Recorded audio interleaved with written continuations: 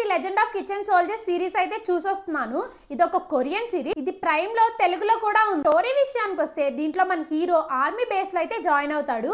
కొన్ని అనుకోని పరిస్థితుల కారణంగా కిచెన్ లో చెఫ్ గా ఉండాల్సిన పరిస్థితి వస్తుంది. కిచెన్ అంటే అదే ఆర్మీ కిచెన్ లో ఇప్పుడే మన హీరోకి ఒక సూపర్ పవర్ అయితే వస్తుంది. ఇంకా సూపర్ పవర్ ఏంటో సిరీస్ చూసి తెలుసుకోండి. ఇంకా ఫైనల్ గా సిరీస్ ఎలా ఉంది అని అంటే సిరీస్ అయితే చాలా బాగుందండి. నేను ఇది ఆల్రెడీ ఇన్స్టాగ్రామ్ లో కూడా సజెస్ట్ చేస్తున్నాను. దీంట్లో వీక్ హీరో ఉన్నారు కదా, ఆయనే దీంట్లో హీరోగా అయితే యాక్ట్ చేస్తున్నారు. యాక్టర్స్ పర్ఫార్మెన్సెస్ అయితే ఎర్రగ తీసారండి. ఎప్పట్లానే కొరియన్ వాళ్ళు ఎర్రగదేస్తారు. దీనికి బిగ్గెస్ట్ ప్లస్ అని అంటే కామెడీ అని చెప్పుకోవచ్చు అండి. భలే టైమింగ్ అయితే పర్ఫెక్ట్ గా వర్కౌట్ అయ్యి కామెడీ అయితే ఎక్కడ ఫోర్స్ఫుల్ గా అయితే అనిపించదండి. సిచ్యువేషన్ తగినట్టే ఉంటది. దీంట్లో ఇంకో ప్లస్ పాయింట్ ఏంటంటే నార్మల్ కే డ్రామాస్ లో ఎక్కువ లవ్ స్టోరీ ఇంక్లూడ్ చేసేస్తారు. అక్కడ స్పేస్ లేకపోయినా ఇరికిచ్చైనా పెడతారు. బట్ ఈ సిరీస్ లో మాత్రం లవ్ స్టోరీ అనే ట్రాకే లేదు అని అంటే అస్సలు లేదని కాదండి, ఉంది. కాకపోతే ఆ లవ్ మీద ఎక్కువ ఫోకస్ పెట్టయితే చూపించలేదు. ఆర్మీ బ్యాక్ డ్రాప్స్, ఆర్మీ వాళ్ళ డ్యూటీ ఎలా చేస్తారు అనేది బాగా క్లియర్గా అయితే చూపించారండి. అక్క అన్ని పాజిటివ్సే చెప్తున్నా, మరి ఈ సిరీస్కి నెగిటివ్స్ లేవా అంటే ఉన్నాయండి.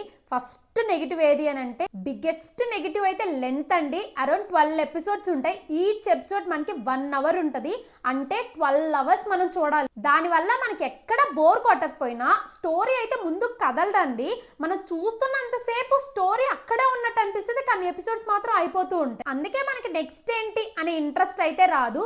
ఇంకా సెకండ్ నెగిటివ్ వచ్చి తెలుగు డబ్బింగ్ అండి. కొన్ని చోట్ల డబ్బింగ్ బాగానే చెప్పారు, కానీ కొన్ని దగ్గరలో ఉన్నాయండి వర్స్ట్ అనిపించింది. ఏదో 4-5 ఇయర్స్ బ్యాక్ డబ్బింగ్ చెప్పేవాళ్ళు కదా, అలా అయితే అనిపించింది నాకు చూస్తున్నంతసేపు. ఫైనల్ గా నా ఒపీనియన్ చెప్పాలంటే మీ దగ్గర కానీ టైం ఉంది చూడొచ్చు అని అనుకుంటే హ్యాపీగా చూడొచ్చు అండి. కన్ఫామ్ గా ఎంజాయ్ చేస్తారు. సిరీస్ చూస్తున్నంతసేపు కూడా నవ్వుతూనే ఉంటారు. ఇది ఫ్యామిలీతో కూడా హ్యాపీగా చూడొచ్చండి. నా నుంచి ఒక్కటే సజెషన్ ఏంటంటే, మీరు బోన్ చేయకోకుండా నా సిరీస్ చూశారు అని అనుకో, ఆర్డర్ మీద ఆర్డర్ పెట్టుకోవాల్సి వస్తుంది. ఎందుకంటే క్రేవింగ్స్ ఆ లెవెల్లో వస్తాయి ఆ సిరీస్ చూస్తున్నంత సేపు. మీ బ్యాంకుకి మాత్రం పెద్ద హోల్ పడుతుంది.